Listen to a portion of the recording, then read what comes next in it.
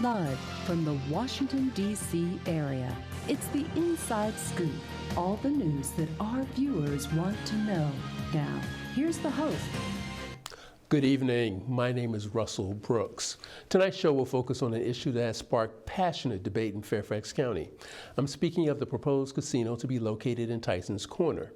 While some argue that the casino would boost the local economy and create good-paying jobs during these fraught economic times, others argue that the citizens of the county have made it quite clear that they do not want a casino in Tysons, and they believe the county should look for other means of economic development. Tonight, we will hear from advocates of both sides. We will hear from State Senator Scott Surovell, who has consistently advocated for the casino, as well as Supervisor Walther Alcorn, who has argued that the clear and vocal opposition of local residents should be supported by the county's leadership. We're going to hear from both gentlemen equally, but separately. We will begin with State Senator Scott Surovell, the majority leader in the Senate and the prime sponsor of the legislation concerning the Tysons Corner Casino. Sir, welcome to Inside Scoop. Always good to be on the Inside Scoop, Russell. Well, it's always glad to have you.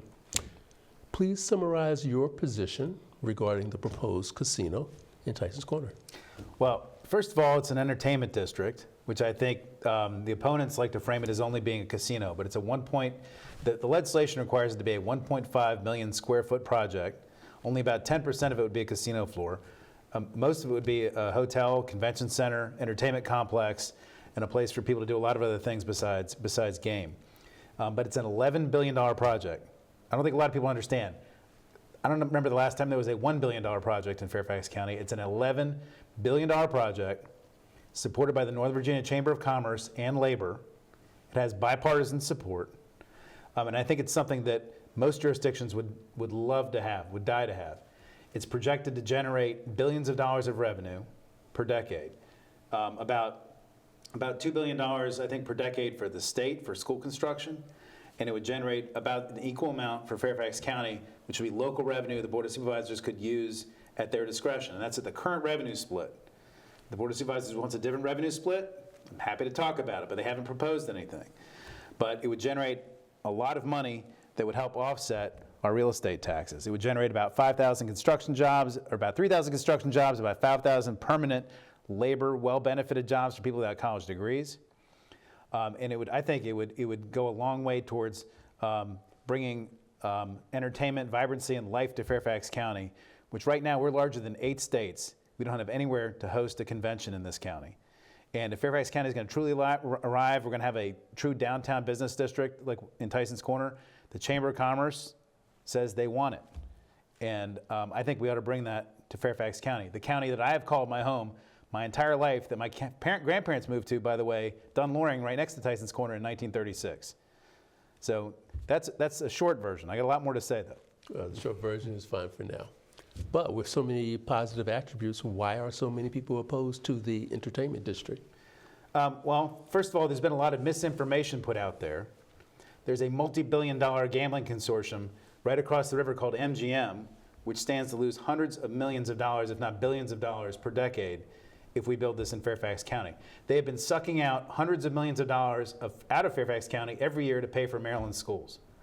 I want to get that money back into my county to create jobs and to pay for revenues, pay revenues and services in Fairfax County, so my taxpayers in Fairfax County are not funding everything in the county. And MGM has been putting out through these, let me put it this way. There are these new organizations that have sprouted up with funny names about, Virginians for fair this or Fairfax County for fair that. They've been putting out mail pieces, sending out text messages. They've been putting out polls. Nobody will disclose the actual entity that is financing all of this, creating all this misinformation. It's pretty clear to me who it's coming from. And when you go ask these organizations who's paying for all this stuff you're doing, they won't answer. But it's pretty clear to me there's one corporation that stands to lose a lot of money if this gets built in Fairfax County. And that information is being put out to stir people up. Okay. And so a lot of people don't want, they've been stirring it up, and I think it's caused a lot of people to say that they're concerned about having this near their neighborhood. But Sure. That's mainly the people in McLean and Great Falls, to a lesser extent, I think Falls Church. I don't hear the same things over where I live in eastern Fairfax County. All right. So those are the people who are against the proposal. Mm-hmm. Who supports the proposal besides yourself? Again, Northern Virginia Chamber of Commerce supports it. There's about 15 labor unions that support it, including labor unions that are here in Fairfax County. And I think if we were to actually have a true, honest public discussion with real information, I think a lot of Fairfax County residents would support it when they learn that this project would generate enough tax revenue at the current revenue split to supplant about 7% of Fairfax County's real estate taxes. It would not only lower real estate taxes that homeowners pay, but people forget that renters, about 25% of a rent payment is real estate taxes. Every time the Board of Supervisors raises real estate taxes, they raise people's rent. And I represent more people that live in apartments, that are carless, that take buses to work every day, that don't have college degrees, that need real jobs, that need relief from rent, that need affordable housing, that this is the kind of project that would generate the kind of revenue to support those families as well, and not just the wealthiest people who tend to live, I think, be the opposition to this. Sure. Now, why is Tysons Corner the best place for this entertainment district? Well, some people have said to me, well, why don't you locate this in your district? Why don't you put it over there, near Mount Vernon? What I tell them is we already have a project like this near Mount Vernon. It's called MGM National Harbor. That project is 1.5 miles away from the northern border of my district. And you know what? Go down to Old Town right now. Tell me if you see any crime or prostitution or all the other things everybody says is going to happen. Come down and look in eastern Fairfax County. You live there with me, Russell. I'd love anybody to tell me how anybody's quality of life has changed in the last 10 years because it's been located there. What you will notice is you'll hear all that money getting sucked across the bridge. And so you can't locate two of these right next to each other. If we're going to have one that's lucrative, we're going to have one in Fairfax that generates money, that pulls in tourists from Dulles Airport, that pulls in tourists from Montgomery and Bethesda. It has to be closer to that border.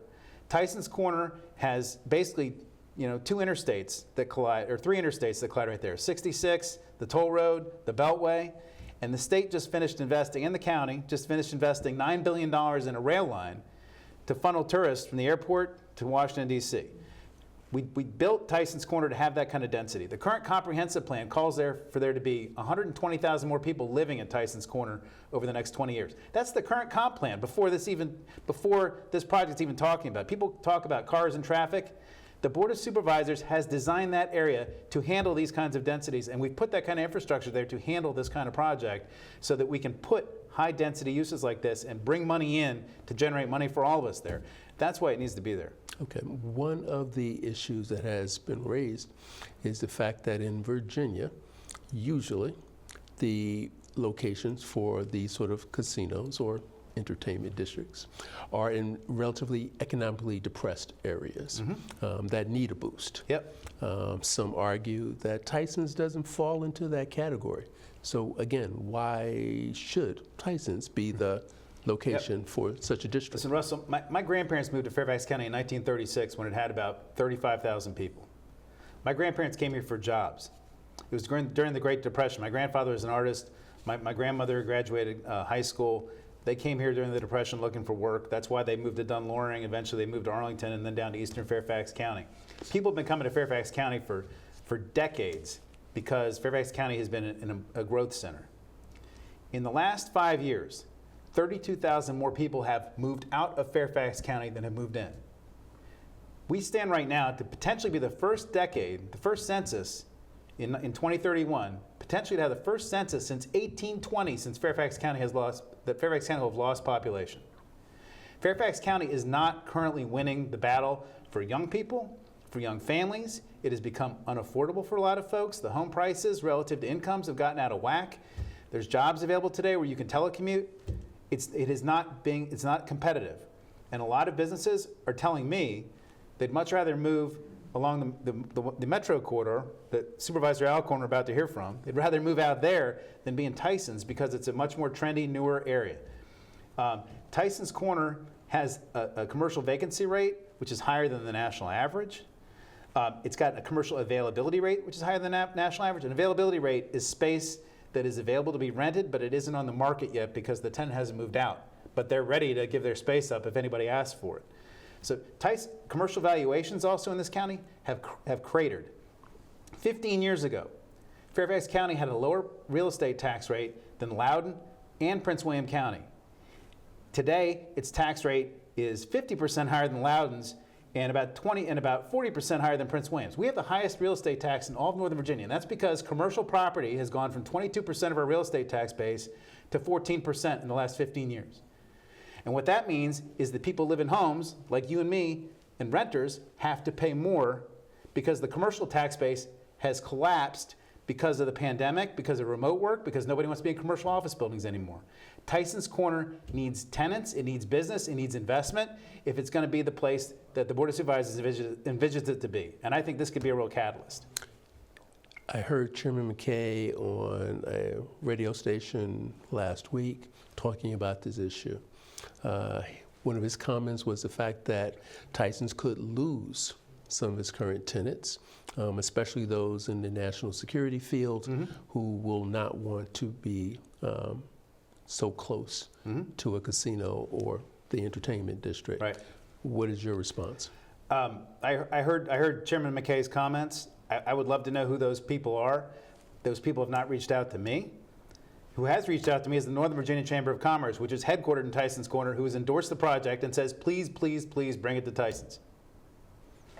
So, first of all, I'd like to know why the Chamber of Commerce seems to disagree with these entities, these other businesses that are out there that are saying they don't want it, number one. Number two, I would say, I've heard this national security argument before. MGM is right down the street. If they're concerned about being close to a casino, there's one right there. There's also one in Dumfries called the Rose. There's also Charlestown Slots, which is about 45 minutes to the west. And you know what? If you want today, you can gamble all day long on your phone. You can sports bet. There's online casinos now. There's now predictive markets. There are all kinds of gambling opportunities available. And just the fact that there happens to be a casino table with a blackjack table right down the street from where you work, I don't think that's going to be the game changer for whether somebody decides to work somewhere or not work somewhere. You know, some of our most sensitive military and top secret facilities are out west. Mount Storm is even closer to Charlestown Slots, right?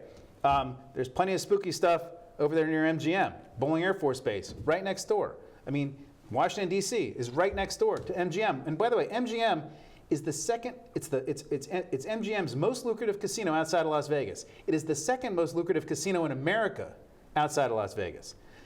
Two of the most lucrative casinos in America, the top 5 casinos in America, are located in Maryland. And you know why? Because everybody from Virginia goes over there to gamble. We need to get that business back here into Northern Virginia so we can get benefit from it.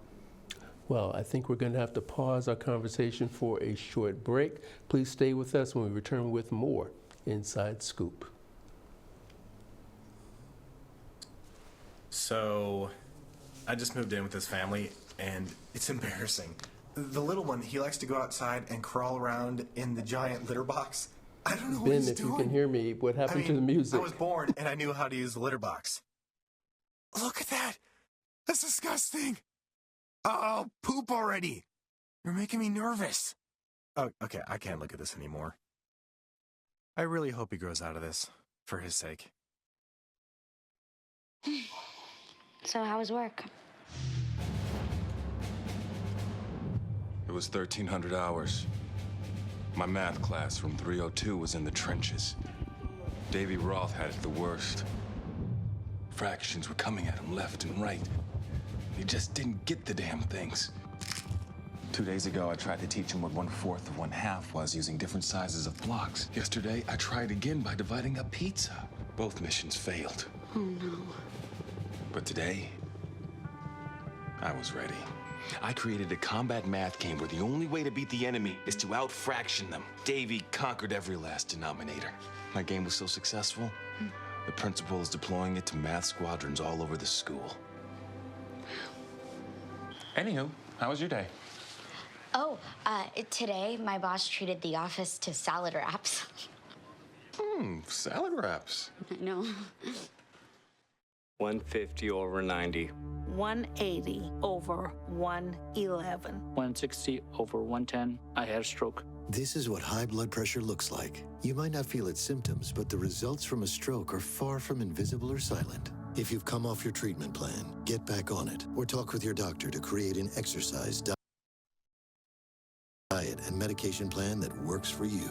Go to loweryourhbp.org. If I would have followed a treatment plan, I would not be in this situation. We're back to the Inside Scoop.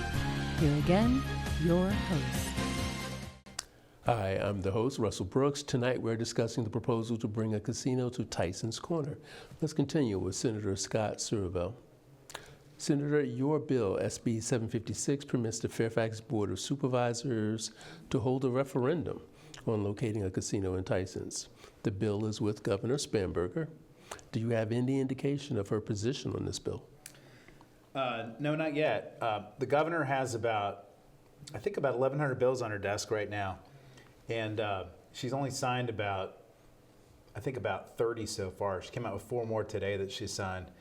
But she has not communicated with the caucus at all, or the House either, as far as I know, about either amendments or signatures or vetoes on the vast bulk of the bills that are in front of her. So we're all waiting to hear from her on a lot of bills, including some very, very big significant ones as well. Sure, she has a ways to go. Yeah. Now, if the governor signs the bill, will the Board of Supervisors immediately hold this referendum? Well, that's up to the board, and it's one of the things I've heard is that the public doesn't support the project or the referendum, and I say, well, if that's the case, then let's put it up for a vote, and let's find out, right? I'm sure MGM will spend a couple $100 million. The TV stations will appreciate the ad revenue, and I'm sure there'll be some kids that need jobs to knock doors, but if the public, in fact, doesn't support it and it's so overwhelmingly opposed, then let's see the vote. But what I would encourage the Board of Supervisors to do is to engage in some dialogue and say if there's something they would support. I saw Chairman McKay was on. He was quoted in the Washington Business Journal the other day as saying that he would support, or he would be open to a 70-30 revenue split in favor of the county. The current split, the way the bill works right now, is it's probably a 70-30 split in favor of the state. There's 5 other casinos in the state that currently benefit from that split. We generate about $600 million a year right now in gaming revenue from those 5 casinos. But is that a 70-30 split in those other 5 casinos? Sort of. Effectively, yes. The way the tax structure works is that the rate changes depending on how many millions of dollars of casino revenue there is. And once you hit the top level, it flattens out. And a Northern Virginia casino would generate more revenue than the other 5 casinos combined. Why would that be the case? Because the jurisdiction is so big. We have, the DMV is, 3 million people. The size of the population. Yeah, Danville is, 50,000. Mm-hmm. And so it doesn't have as many people to bring in. So even the casinos in Hampton Roads don't generate from the same kind of population densities we have. So, but in any event, if we were to start adjusting revenue splits, we'd have to talk about other parts of the state and how it affects them and all that stuff. But I've made clear from the very beginning we're happy to have that conversation, but I just need the Board of Supervisors to tell me what revenue split do you want to talk about, and let's have a dialogue. If you want to, and by the way, we're not just talking about gaming revenue. This is an $11 billion project. It would have a tax assessed value of $9 billion. That generates $114 million a year in real estate taxes. Okay? It also generates meals taxes. It generates hotel taxes. It generates sales taxes. It generates what are called either admissions or events taxes. If you have ticketed events like concerts, it generates those kinds of taxes. You add all that up, it's way more than the gaming revenue. And I've also heard some people say, well, you're going to get the real estate tax revenue anyway. You get some real estate tax revenue, but you will not get you won't get a $9 billion project built nearly as quickly as this, and it won't be a project that's that big, and you won't see all the other taxes that come with it. So this project would be incredibly lucrative for the county. And it's a project that's so large, that's why it's of significance to the state, right? I mean, the Amazon project was a project of major significance to the state. This would be too. This isn't like small. $11 billion is a lot of money. Sure. Now, I'd imagine that should this referendum take place, it's going to be a very expensive proposition and will probably result in political campaign level spending here on both sides. Yep. And so am I wrong, or is it going to be that sort of a pitch battle? Oh, it definitely would be. Every time you've seen, I don't know if you remember, but back in when Maryland adopted their referenda back in PG County, I think PG County had to vote on one, if I'm not mistaken. There was a lot of ads on TV in the area, and every time it's happened in Virginia, there's been a lot of ads, money that's been spent. But the first thing the Board of Supervisors would have to do is identify a possible location, a possible vendor, a licensee, and then they would have to put that out there. They wouldn't put it out there without having identified those things first. And that's another misnomer, by the way. There's some people that say this bill or whatever is it's for one site and one place and one entity. That's inaccurate. There's actually at least 2 sites in Tysons Corner where this could be constructed, and if anybody else wants to come along and assemble some parcels, there's plenty of open space in Tysons. They're happy to put that together and make that proposal as well. It's basically all of Tysons Corner that's eligible, not just one place. Okay, so it's not geared for a particular developer, as some contend. No, it could be multiple developers. There's the site next to Tysons Corner, Tysons Galleria, where they currently have the Cirque du Soleil. That's owned by the Lerner Group, owns the Washington Nationals. There's a site over by Spring Hill, which is a project, the piece of land which is currently controlled by Comstock. And then again, there's plenty of other parcels in Tysons that are open. There's buildings that are being foreclosed right now that are being assessed for a third of their, or sold for a third of their tax assessed value. If somebody wants to put that together and make a proposal, they're welcome to. When you speak of an entertainment district, is it even conceivable that a thriving entertainment district could be developed minus gambling? I think it's a lot harder to generate the level of investment that you would, or the interest in the level of investment you would need to do that. I mean, listen, there's a reason that I don't know if you've been to the Sphere yet out in Las Vegas. I have not. Okay, it's pretty cool. I went out there and watched U2 out there. It's the big eyeball, and anyway, it's all these LEDs, and inside it does the same thing. Anyway, Maryland was just able to attract a new Sphere. Yes, I read that. Right? Well, you know where it didn't go? It didn't go to Fairfax County. You know why? Because Fairfax County doesn't have an entertainment district like they do in Maryland with a casino and a convention center and National Harbor. You get a lot of synergies when you put all those kinds of things together, which brings that kind of investment. And if Fairfax County had that kind of project, we could have got that project here. And instead of having to go across to Maryland and sit in traffic going across the Wilson Bridge like you're coming to my house, you could actually go to Tysons Corner and take the metro to get there and go watch a concert and see a really cool show. But instead, you're going to be going to Maryland and spending your money over there. But I think you have to have those kinds of synergies in order to get this kind of investment. Mm-hmm. One of the concerns also seems to be that there's this plethora of gambling options available to those who wish to indulge. Does Virginia just need more gambling options for people, or does that sort of actually just expand on something that is maybe not best for our population? Yeah, well, you know, I actually don't really gamble very much. I've been to, I think, a casino maybe 5 times in my life, and I think I've gambled maybe about $50 at Nats games using the MGM sports betting. I bet on like whether the next hit's going to be, or whether the game's going to end in a knot, or even score, or something like that. I think I've wagered a total of $50. I'm not actually into gambling very much, but there's a lot of people who are, and those people are going to spend their money somewhere. To me, it's almost like cannabis, right?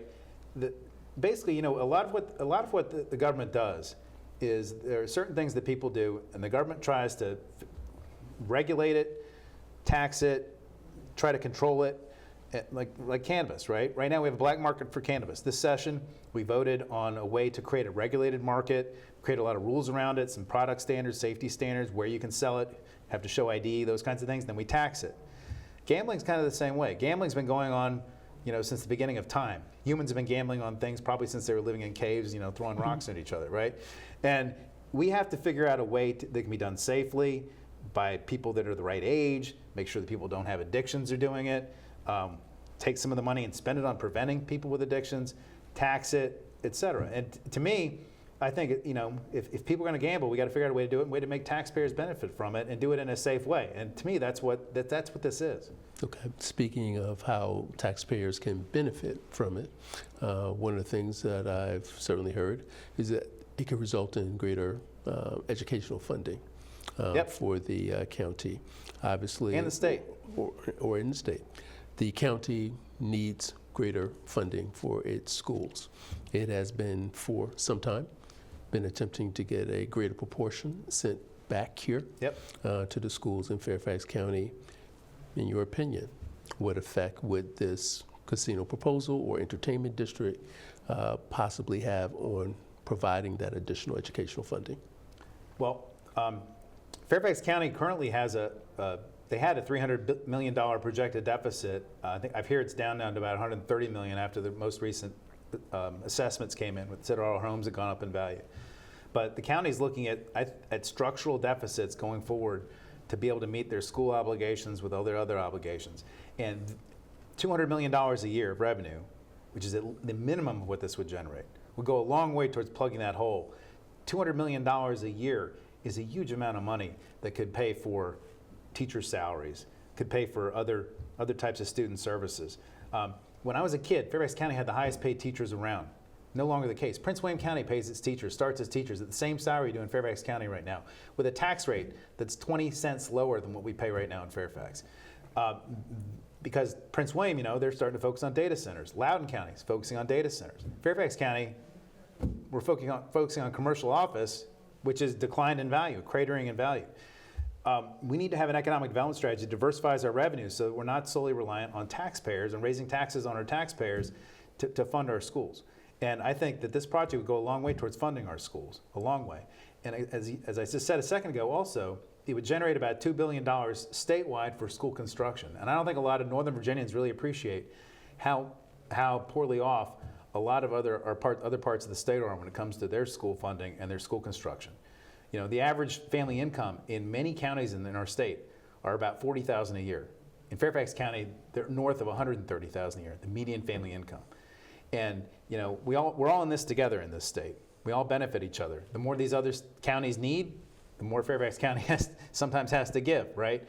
And we need to lift them up too, so they're not so dependent on us. Just like I think the folks in Tysons, the folks in McLean, Great Falls, Oakton, the wealthier parts of our county, sometimes they have to pitch in to help out the folks along Route 1, the folks in parts of Herndon, the folks in other parts of our county that where you don't have incomes that are nearly as high.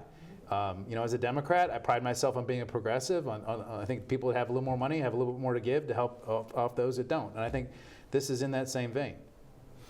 Well, thank you, Senator Surovell. This has been a great conversation. You certainly have been a good advocate for your point of view. But for our audience, we're going to have to take another short break. So I'm going to ask you to stay tuned as we continue our conversation about the proposed casino in Tysons when we return with Supervisor Walther Alcorn, who will present a somewhat different perspective when we return with more of Inside Scoop on this very riveting issue. Stay tuned.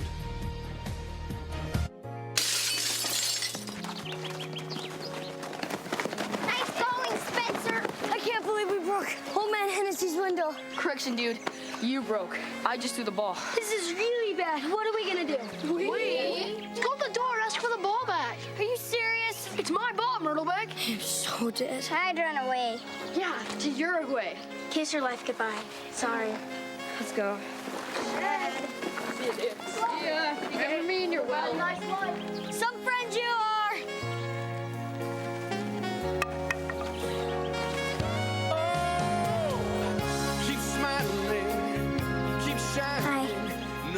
Hi.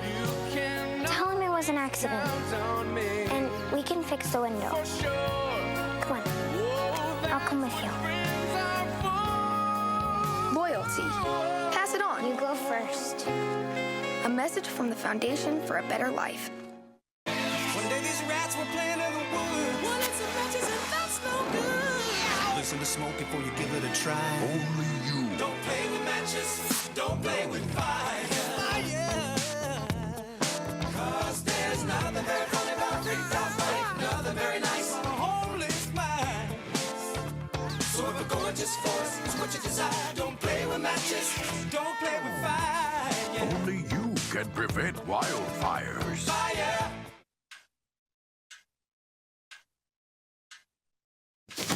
Awkward. I'm the awkward silence. You try to avoid me, then there I am again. But an awkward silence can be a great thing. Like Kelly here is about to demonstrate. You haven't really been yourself lately. Are you okay? Find out how you can help a friend with their mental health at seizetheawkward.org. We're back to the Inside Scoop. Here again, your host. I'm Russell Brooks. Tonight we're discussing the controversy concerning the proposed casino in Tysons Corner. With me tonight, I have Supervisor Walther Alcorn, who represents the Hunter Mill District. Sir, welcome to Inside Scoop. Thank you for having me, Russell. Appreciate it. Just as I did with your predecessor, please summarize your position on the proposed casino. Well, thank you. And first of all, I do want to thank Senator Scott for going first. Frankly, it gave me some additional ideas and some things that maybe over the next few minutes we'll get a chance to talk about. But my position is this. A casino makes no sense in Tysons. It makes no sense on any station along the Silver Line. This is some of the most valuable real estate in the entire DMV. And putting a casino in Tysons near the metro would displace other really important economic activity that's planned, that has community support, and that frankly would not generate the problems that a casino would. Sure. Could you describe some of the economic development projects that could be affected by this proposed casino? Yeah, absolutely. I think it's important. If you look at Tysons, there are 4 metro stations in Tysons now that have been there a little over a decade. And around a couple of those stations, we have seen some significant economic development consistent with the Tysons Comprehensive Plan that was adopted by the Board of Supervisors and Senator Surovell mentioned, adopted in 2010. So if you look at the McLean Station, a tremendous amount, billions of dollars of investment have poured in by Capital One in terms of their building, including a wonderful entertainment venue, Cap One Hall, there with a couple of venues in there. Also across the street, also by the McLean Metro Station, MITRE is there. There's some other large owners of commercial and operators of commercial property. And then, of course, you have the Tysons Mall around the Tysons station. And at the Greensboro station, you have the Borough. And if you look at these places, this is billions and billions of dollars of investment. Overall, Tysons has almost 30 million square feet of office space. It's the 12th largest business district in the country. And it has a 20% vacancy rate in its offices, which is, I would say, higher than average, but it's better than most of the rest of the DMV. And frankly, it is, if you look at the retail vacancy rates, it's under 2%. It's 1.6%. So you cannot say with a straight face that Tysons is in decline or is not doing well. It's actually thriving as part of a long-term development plan that was a comprehensive plan that was approved by the Board of Supervisors a little over 15 years ago. One of the senator's arguments seemed to be that Tysons or Fairfax County is too dependent upon commercial office space. Again, repeating his argument, it is maybe becoming more difficult to fill all that space, and that presents a burden for the taxpayers in the county. How do you respond?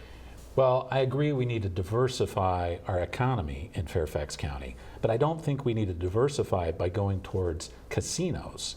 That just doesn't make sense, because the problem is much of our office space is filled in places like Tysons, like Reston, Herndon, as well as other parts of the county, the Fair Lakes area. And many of those businesses really would not want to locate near a casino. So I agree, we need to diversify our economy. Frankly, I think our bigger diversification challenge is our overdependence on the federal government, both in terms of federal contracting, number one, but also in terms of our dependency on federal jobs. But that means not bringing in casinos, but frankly, taking advantage of the talent that we have here, of the skilled labor force, of basically the folks that are engineers and our analysts, and attracting companies that actually will take advantage of that, as opposed to a casino that will chase some of these types of firms away. Speaking of labor, you know as well as I do, many of the labor unions in the area support the proposed casino. They see it as a great opportunity to expand good paying jobs with benefits for their workers and for potential workers. They look at the economy and say that I guess administrative positions are sort of in decline with the emergence of AI. Their type of jobs won't be going away.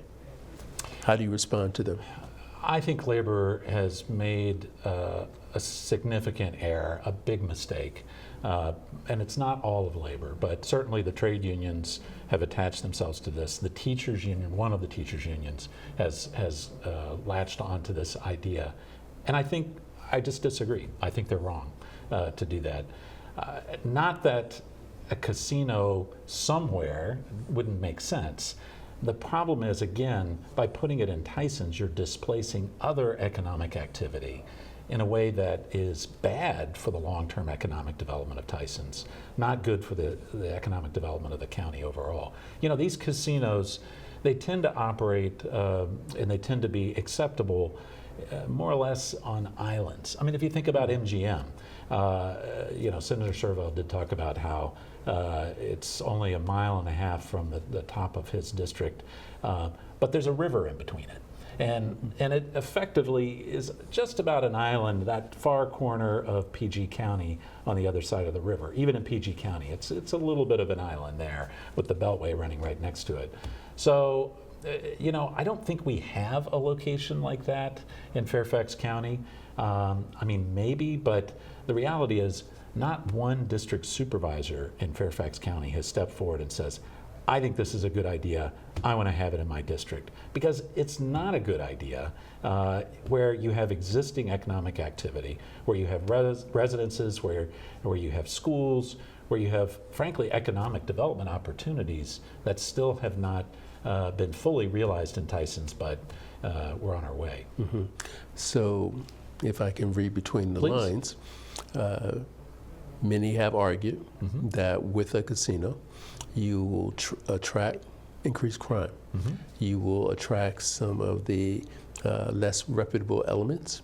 And frankly speaking, people would prefer for that not to be in their areas or their neighborhoods or whatever, or near their businesses.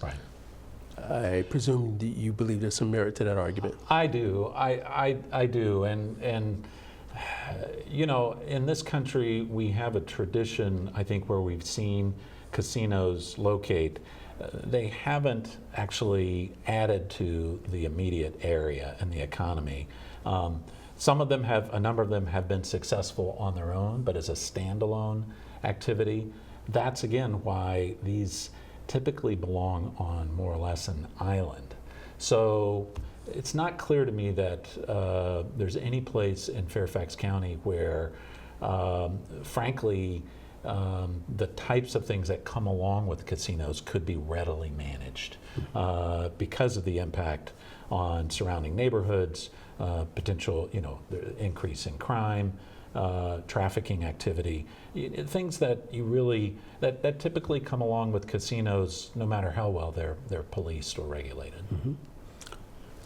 In terms of this argument that Virginia is losing money to the casino in Maryland, since the county, of course, has its own fiscal problems that it needs to alleviate somehow, some way.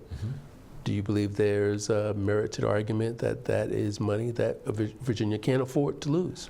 Well, maybe somewhere in Virginia it makes sense, or you know, somewhere in Northern Virginia, but not in Tysons.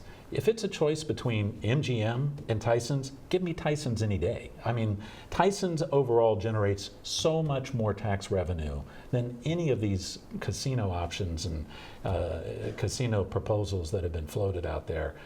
The reality is, frankly, some of the tax revenue that's potentially coming from any type of casino, I think has been on the high side. I'll put that very nicely. Fairfax County did a study recently and looked at how much revenue would be coming in.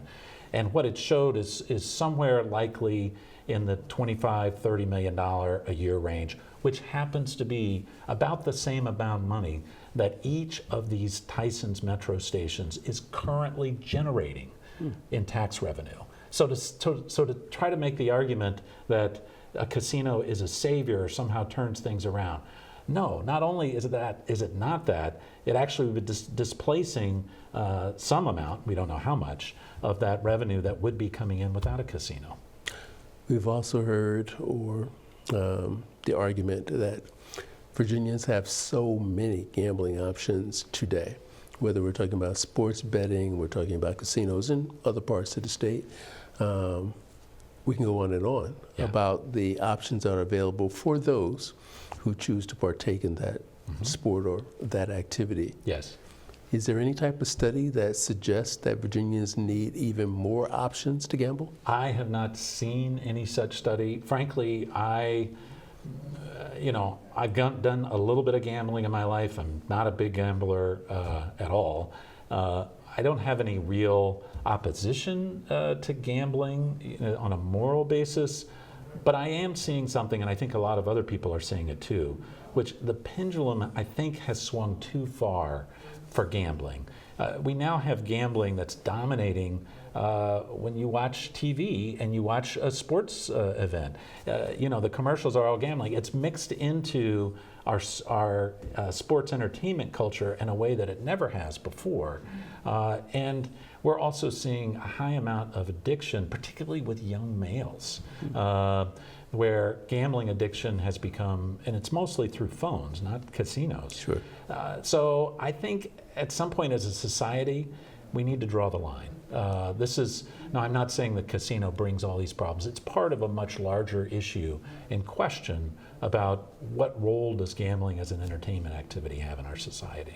And one of the things that I noticed that you have advocated for is some type of gambling commission here in Virginia, which currently Virginia lacks. Yes. No, I do strongly support that. And it's a measure that Delegate Paul Krizak has advocated for very articulately and very strongly.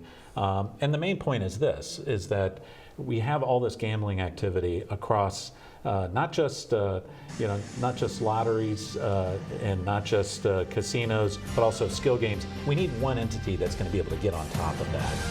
And the Gaming Commission makes a lot of sense. Thank you, sir.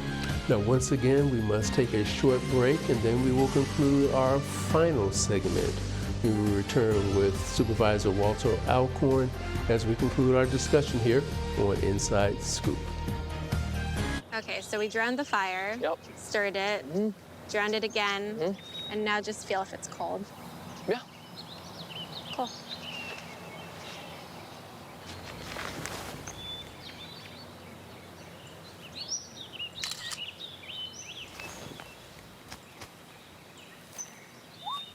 Smokey just gave me a bear hug. I know. I already posted it.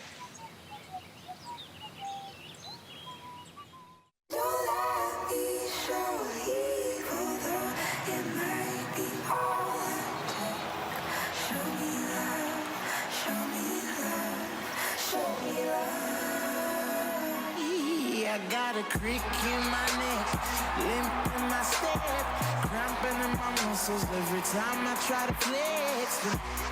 Better than I was scared of.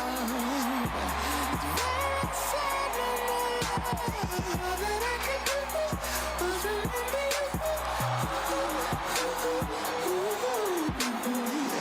You know I usually stay now, but if you throw me love, I'll throw you some more.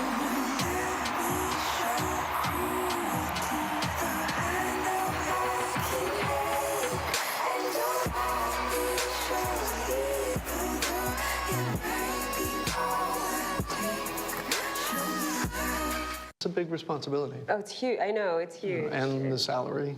Oh my god, yes. Right? I mean, like, I was about to move in with my parents, and right before, so this saved me.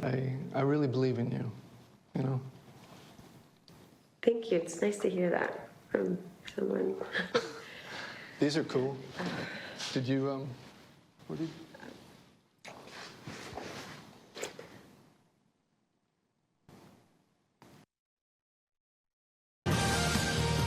We're back to the Inside Scoop. Here again, your host. And let's continue our discussion on the Tysons casino proposal with Supervisor Walther Alcorn. Sir, you were on the Planning Commission, so that gives you great insight into the plans for Tysons and how it has developed over the years and what maybe needs to be done in the future. Based on that experience, how does that affect your perception of this casino proposal?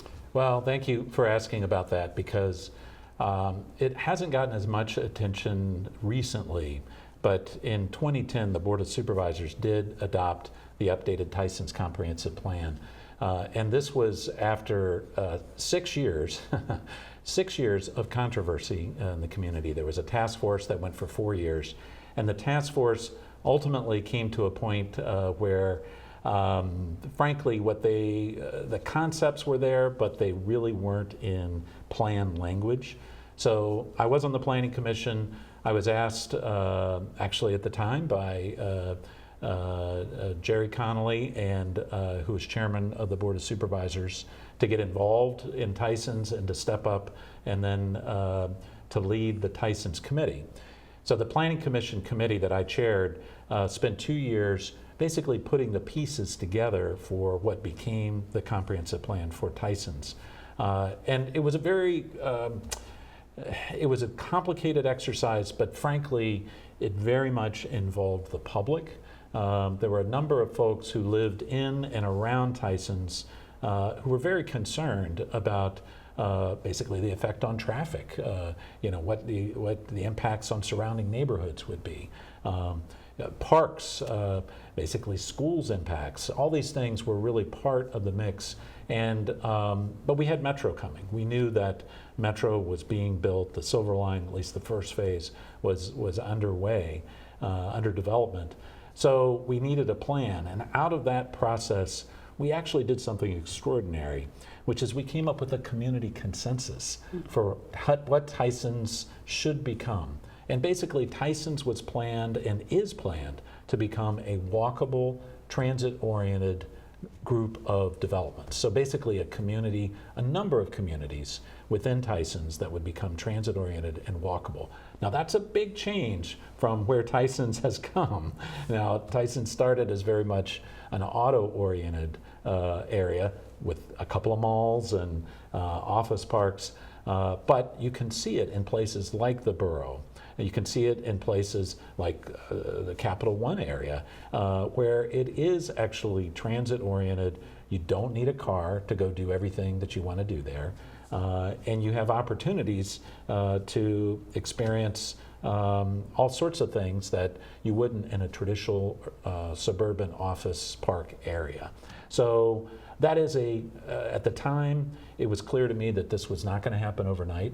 I called it a 3-generation plan, that it's going to take that long for Tysons to truly transform. And we're 16 years into it, but I think that's about right. We're coming up probably to about the first third of Tysons redevelopment. I mentioned earlier what's going around at the McLean station, some of the things by the Greensboro station. So this doesn't happen overnight. And if you think about it, you know, we are talking about investment dollars, billions and billions of dollars that are required to make this happen.